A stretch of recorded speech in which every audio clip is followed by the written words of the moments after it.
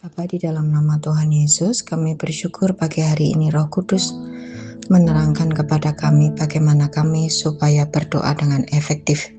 Terima kasih, dan Tuhan, kami tahu bahwa kami adalah orang-orang yang lebih dari pemenang. Ajari terus kami Tuhan, dalam nama Tuhan Yesus. Amin.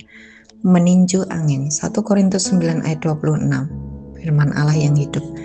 Jadi, saya lari menuju sasaran dengan tujuan yang pasti. Saya berjuang untuk menang. Saya tidak berlaku seperti seorang petinju yang memukul-mukul angin atau berayal-ayal. Banyak anak Tuhan sedang frustasi karena doa-doanya seperti tidak dijawab. Berdoa adalah melibatkan konflik dua kekuatan, kekuatan dari surga dan kekuatan dari iblis. Ketika Daniel berdoa, penguasa di udara atas Persia menahan supaya Daniel tidak menerima pewahyuan tentang firman Tuhan. Setelah berdoa 21 hari, Daniel mendapatkan jawaban dari doanya. Daniel 10 ayat 12-14.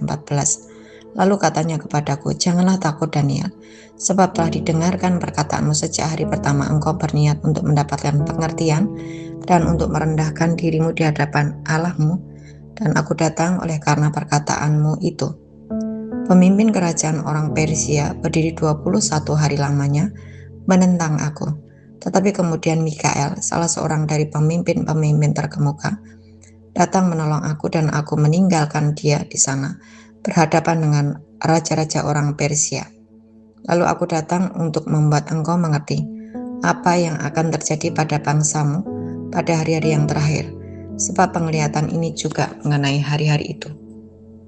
Doa Daniel melibatkan Allah dan juga iblis. Paulus mengatakan, aku tidak meninju angin. Seperti atlet petinju yang sedang latihan, seolah-olah meninju tapi meninju angin. Seperti itulah orang-orang yang berdoa yang tidak mengerti lawan yang menahan doa-doanya.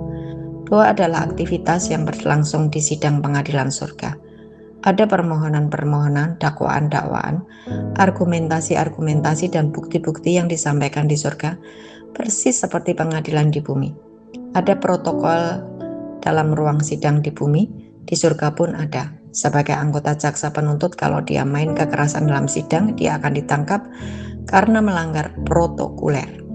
Jadi sama dengan di bumi, konflik terjadi di ruang sidang di surga, bukan di medan peperangan.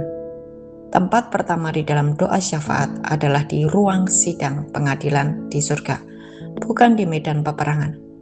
Masalahnya banyak orang berdoa, mereka pikir langsung di medan peperangan, tanpa lebih dahulu mengamankan keputusan dari surga.